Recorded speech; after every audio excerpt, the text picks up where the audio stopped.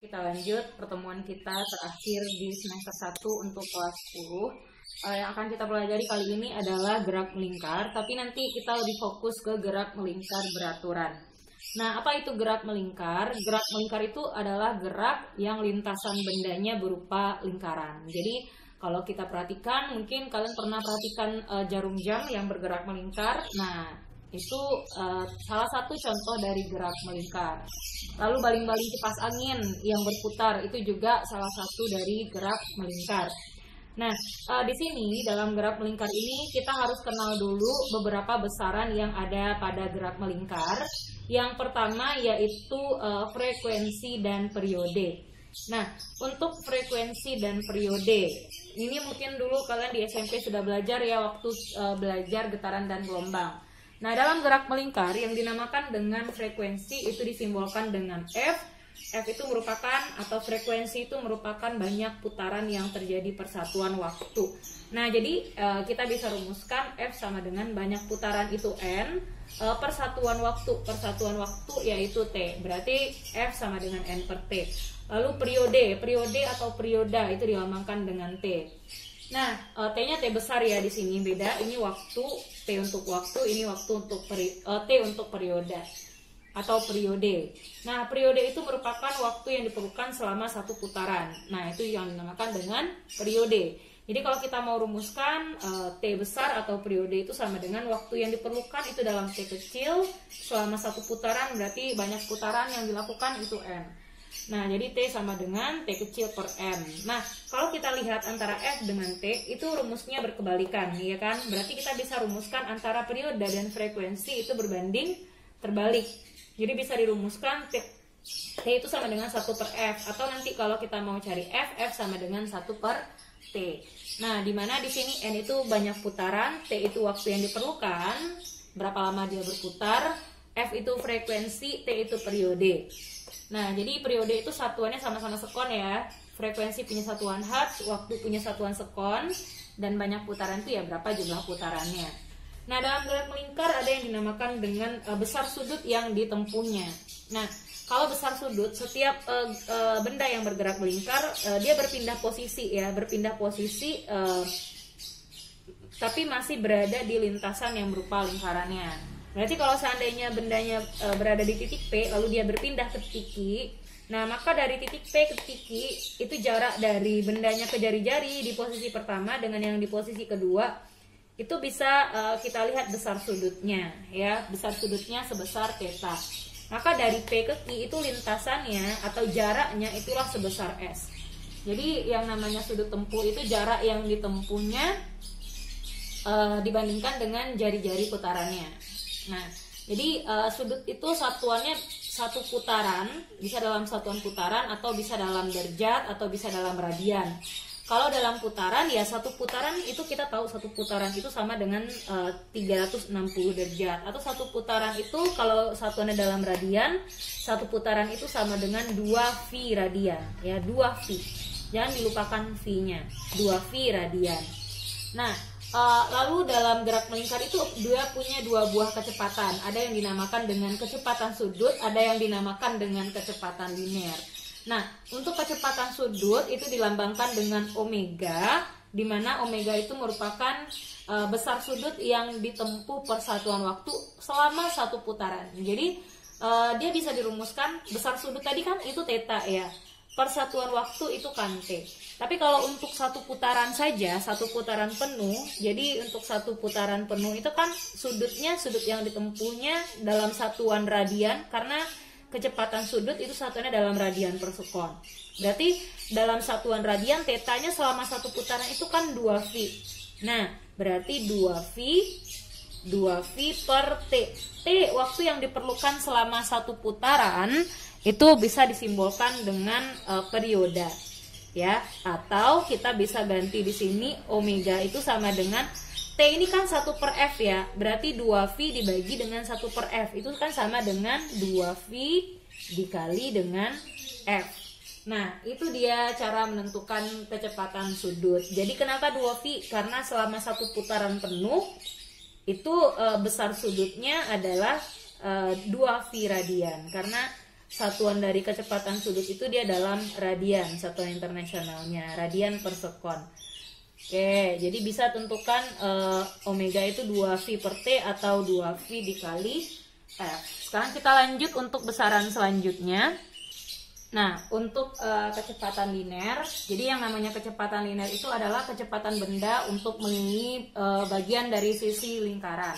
Nah, jadi kalau kita punya rumus kecepatan, ya untuk kecepatan itu kan kalau kita belajar di gerak lurus kan yang namanya kecepatan itu kan S per T ya, S per T. Tapi pada gerak melingkar itu kecepatannya bisa ditentukan dengan 2V dikali R, karena dia mengelilingi sisi lingkaran. Satu putaran itu kan sama dengan satu kali keliling lingkaran ya. Keliling lingkaran kan 2VR. Nah, 2VR di sini waktu yang diperlukan untuk mengelilingi lingkaran itu adalah periode. Jadi V itu sama dengan 2VR per T. Atau kita bisa rumuskan yang namanya V itu sama dengan 2V dikali F dikali R, karena kan T ini 1 per F. Jadi kalau kita ubah lagi dapatnya 2V dikali R per F. Nah, itu jadi bisa kita rumuskan seperti itu. Sebentar. Jadi ini kan sama juga dengan 2V dikali F dikali R. Nah, atau kalau kita mau rumuskan lagi hubungan antara kecepatan linear dengan kecepatan sudut, yang namanya 2V per T itu kan omega. 2V dikali F itu juga omega. Jadi V itu sama dengan omega dikali R. Jadi bisa diubah tergantung nanti mana yang dikasih tahu. Ya. Nah, ini dia. Jadi bisa dipakai dengan persamaan ini. Jadi yang namanya omega itu kecepatan sudut, V itu kecepatan linear, R itu jari-jari lintasannya. Lalu ada yang dinamakan dengan perioda dan frekuensi. Yang kelima besaran pada gerak melingkar yaitu percepatan sentripetal. Nah, percepatan sentripetal itu merupakan percepatan yang arahnya menuju ke pusat lingkaran. Jadi adanya percepatan sentripetal ini dapat mempertahankan si benda yang bergerak melingkar itu tetap berada di lintasannya, begitu. Jadi tidak keluar dari lintasan dia. Nah, jadi percepatan sentripetal itu bisa dirumuskan dengan V kuadrat per R, atau yang namanya V kan tadi omega dikali R. Berarti ini kalau V kuadrat kan omega kuadrat dikali R kuadrat per R. Jadinya kan percepatan sentripetal itu omega kuadrat dikali R ya. Jadi yang namanya AS itu percepatan sentripetal. Lalu selanjutnya ada percepatan sudut, tapi di sini saya tidak membahas lebih lanjut tentang percepatan sudut karena kita hanya fokus ke gerak melingkar saja ya, karena di kisi-kisinya yang akan kita pelajari hanya gerak melingkar beraturan saja. Kita lihat ke contoh soal. Nah, untuk contoh soal yang pertama, itu katanya sebuah bola pingpong diikatkan pada seutas tali yang diputar dengan kecepatan konstan. Jika panjang talinya 0,5 meter, bola melakukan 3 putaran. Oke, berarti di sini yang dikasih tahunya adalah banyak putaran yang dia lakukan. Ya, banyak putaran itu dilambangkan dengan N. Berarti yang dikasih tahu di sini itu banyak putaran. Jadi banyak putaran yang dilakukan atau N-nya di situ adalah 3 putaran ya. Nah, dalam waktu 2 sekon. Nah, dalam waktu 2 sekon berarti itu T-nya sama dengan 2 sekon. Berapa frekuensi periode kecepatan sudut dan kecepatan linear dari bola pingpong? Nah, di sini dia digantung atau dihubungkan dengan tali yang panjangnya 0,5. Jadi kalau misalkan ada bola pingpong dihubungkan dengan tali, lalu ini kita putar, maka panjang tali itu sebenarnya itu yang jari-jari yang menjadi jari-jari lintasannya, gitu ya. Itu yang menjadikan jari-jari lintasannya. Berarti yang panjang tali itu sama dengan R ya. R-nya sama dengan 0,5 meter.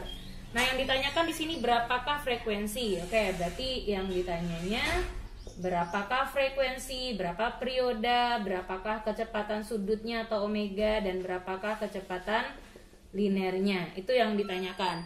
sekarang kita cari satu-satu, kita cari dulu frekuensinya. Untuk menentukan frekuensi berarti banyak putaran dibagi waktu.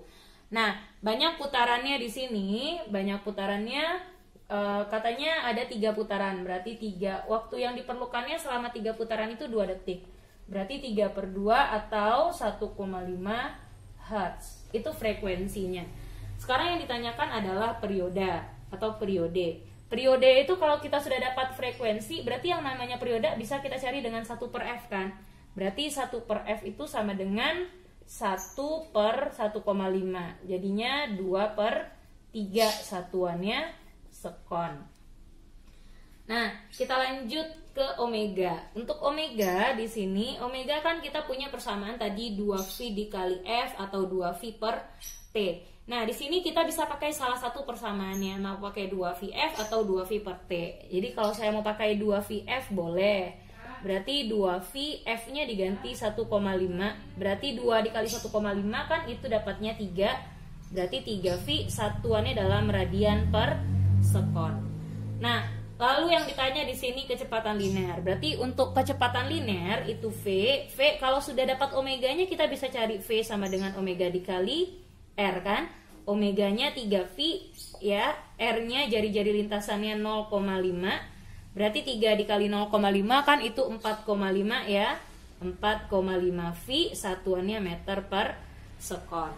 Oke. Nanti untuk omega itu ada satuannya dalam RPM ya, ada RPM. RPM ini putaran atau rotasi per menit.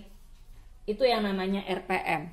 Lalu ada RPS. RPS itu putaran atau rotasi per detik. Jadi nanti tinggal mengubah aja ke radian per sekon.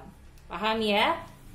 Nah, sekarang kita lanjutkan ke contoh soal yang kedua.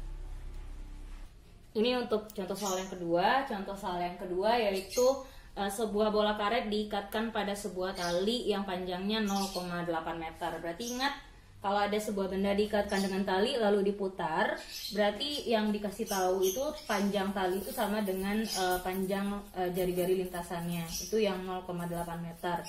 Dan diputar secara horizontal.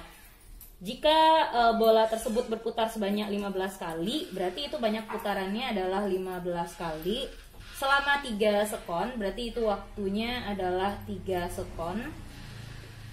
Yang ditanyakan tentukan besar percepatan sentripetalnya. Berarti yang ditanya berapakah percepatan sentripetal atau AS-nya. Nah, kalau kita mau cari percepatan sentripetal, langsung kita masukkan ke persamaan dari percepatan sentripetal aja. Berarti untuk percepatan sentripetal itu kan bisa dengan omega kuadrat dikali R, bisa V kuadrat dikali R. Oke, kalau saya mau pakai omega kuadrat dikali R, boleh-boleh aja. Berarti kita cari dulu nih omeganya, ya. Kita cari dulu omeganya. Untuk omega itu kan persamaannya 2V dikali F, ya. 2V dikali F, itu untuk omega. 2V dikali F, berarti 2V. Untuk F-nya kan N per T, langsung kita ganti dengan N per T. Berarti 2V, N-nya 15, T-nya 3. Berarti ini kan 5 ini, berarti 2V dikali 5 itu dapatnya 10V radian per sekon. Sudah dapat omeganya, berarti kita bisa cari percepatan sentripetalnya. Jadi AS sama dengan omega kuadrat dikali R, berarti omega kuadratnya itu dapatnya 10V, ini dikuadratkan, dikali dengan jari-jari lintasannya 0,8, berarti 100V kuadrat dikali 0,8. Berarti 0,8 kali 100 itu kan 80, berarti 80V kuadrat satuannya dalam meter per sekon. Ini contoh soal yang kedua. Kita lanjut bahas dulu tentang hubungan roda-roda. Oke, untuk benda yang bergerak melingkar, jadi kita fokusnya kan ke gerak melingkar beraturan ya. Nah, di mana benda yang bergerak melingkar beraturan itu dia punya kecepatan sudut yang konstan atau tidak berubah, kecepatan linearnya juga konstan dan tidak berubah. Sedangkan percepatan sudut, nah jadi ada yang namanya percepatan sudut yang dilambangkan dengan alfa. Percepatan sudutnya 0, percepatan linearnya 0, Lalu di sini ada perubahan kecepatan linear itu 0, perubahan kecepatan sudut itu juga 0, dan dia punya nilai percepatan sentripetal yang nilainya konstan. Nah, untuk aplikasi gerak melingkar yang akan kita pelajari pada kelas 10 ini yaitu tentang hubungan roda-roda. Nah, hubungan roda-roda ini bisa kalian lihat aplikasinya pada penerapannya pada rancangan roda sepeda, lalu jarum jam, lalu pada piringan, pada jam tangan juga ya. Jadi yang jam tangan itu di dalamnya mesin dari jam tangan itu cara berputarnya juga berdasarkan konsep dari hubungan roda-roda ini. Ya, contohnya gear juga itu merupakan salah satu hubungan dari roda-roda. Nah, ada 3 jenis dari hubungan roda-roda. Ada roda yang diputar secara sepusat. Jadi roda yang diputar secara sepusat itu maksudnya rodanya diputar pada pusat putarannya itu berimpit. Ya, sumbu putarannya itu berimpit jadi satu. Jadi kalau kita misalkan punya yang biru ini rodanya roda A dan yang merah ini rodanya roda B, ya di sini yang merah itu roda B. Nah, berarti di sini kita punya jari-jari roda A-nya sebesar RA dan jari-jari roda B-nya sebesar RB. Jari roda A-nya sebesar RA. Maka untuk roda-roda yang dihubungkan secara sepusat, kalau seandainya roda A-nya berputar berlawanan arah jarum jam, pasti roda B-nya juga ikut berputar berlawanan arah jarum jam. Jadi mereka mempunyai kecepatan sudut yang sama. Jadi besar kecepatan sudutnya itu sama. Jadi kalau di sini kita gambarkan, dia kecepatan putarannya pun sama ya. Omeganya sama. Berarti kita bisa lihat kecepatan sudut dari roda A besarnya sama dengan kecepatan sudut dari roda B.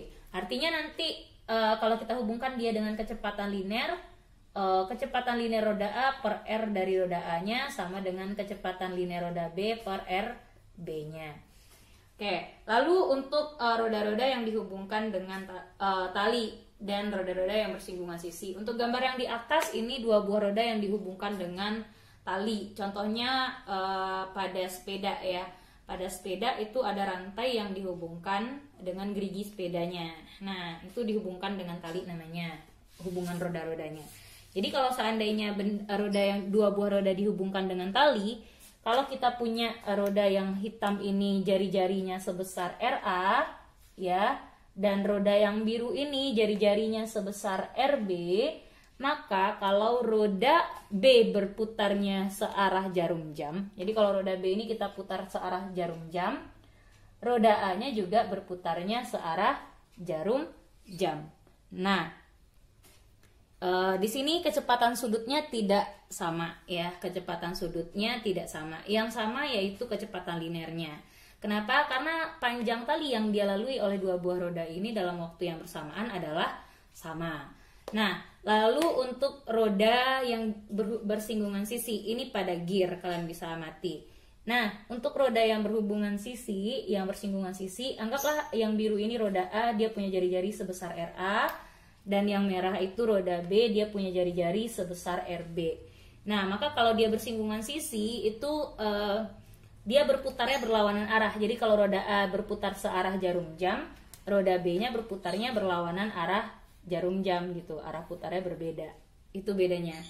Nah, yang berlaku pada 2 hubungan roda ini, baik itu roda yang dihubungkan dengan tali dan roda yang bersinggungan sisi, itu dia punya kecepatan linear yang sama. Berarti kecepatan linear roda A sama dengan kecepatan linear roda B. Karena kecepatan linearnya sama, maka di sini omeganya, omega A dikali RA-nya akan sama besarnya dengan omega B dikali RB. Nah, kira-kira ini konsep untuk hubungan antar roda-roda. Jadi kita lihat aja contoh soalnya. Oke, kita lihat untuk contoh soal yang ketiga. Ini merupakan aplikasi dari hubungan roda-roda ya. Untuk yang ketiga katanya 3 buah roda A, B, dan C memiliki jari-jari secara berturut-turut 3 cm, 6 cm, dan 9 cm. Jadi ini roda A, roda B, dan roda C. Di situ kalian harus paham ya, mana yang sepusat, mana yang dihubungkan dengan tali. Disusun seperti pada gambar berikut. Jika kecepatan sudut roda B adalah 100 radian per sekon, tentukanlah kecepatan linier roda C. Nah, di sini yang ditanyakan berapakah kecepatan linier roda C-nya. Maka dari soal ini sebenarnya kita bisa bikin yang diketahui ya. Jadi yang diketahui di soal ada jari-jari ya. Ada jari-jari roda A, berarti jari-jari roda A-nya 3 cm. Lalu ada jari-jari roda B, jari-jari roda B-nya adalah jari-jari roda B-nya berapa tadi? 6 cm ya. Ini kita ubah ke meter, jadinya kan ini 3 kali 10 pangkat min 2 meter. Ini kan 6 kali 10 pangkat min 2 meter. Lalu ada jari-jari roda C ya. Untuk jari-jari roda C atau RC-nya sama dengan 9 cm atau 9 kali 10 pangkat min 2 meter.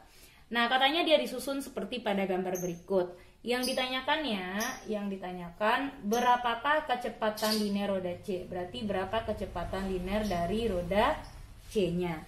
Nah, untuk menyelesaikan soal yang seperti ini, kita harus tahu dulu hubungan dari masing-masing roda ya. Kita harus tahu. Yang dicari di sini adalah roda C. Berarti kita lihat roda C ini dia berhubungan dengan roda apa ya? Dia berhubungan dengan roda yang langsung berhubungan gitu. Roda C ini dia berhubungan dengan roda A. Nah, kalau kita perhatikan roda C dan roda A itu nama hubungannya adalah seporos ya. Berarti kita lihat dulu nih. Ya, untuk roda C berarti roda C dan roda A itu dia seporos atau sepusat. Ya. Kalau dia sepusat, kita lihat apanya yang sama. Kalau dia sepusat, maka yang sama adalah kecepatan sudutnya, ya kan? Berarti kecepatan sudut roda C itu sama dengan kecepatan sudut roda A. Nah, berarti di sini nanti berlaku juga. Kalau kita mau cari kecepatan sudut roda C, bisa pakai kecepatan sudutnya roda A, ya. Oke, sekarang kita lihat lagi untuk yang selanjutnya. Roda A ini berhubungan dengan siapa? Oh, ini di soalnya yang ditanyakan kecepatan sudut roda C ya. Sebentar. Tentukanlah kecepatan sudut roda C. Jadi kalau yang ditanyakan kecepatan sudut roda C itu omega C harusnya di sini. Nah, ini harusnya omega C. Nah, berarti untuk mencari kecepatan sudut roda C di sini berarti kita harus tahu dulu kecepatan sudut si roda A-nya, ya kan? Nah, katanya cuma jari-jari aja. Nah, katanya di sini roda B-nya, jika roda B-nya berputar 100 radian per sekon, kecepatan sudut roda B-nya yang dikasih tahu. Nah, berarti kita bisa hubungkan lagi roda A dengan roda B, ya kan? Roda A dengan roda B itu nama hubungannya apa? Nah, untuk roda A dengan roda B, kita kan mau cari VA nih, berarti yang kita lihat roda A dong. Berarti roda A ini selain dia dengan roda C berhubungannya, dia juga berhubungan dengan roda B. Jadi roda A dan roda B itu dihubungkan tali.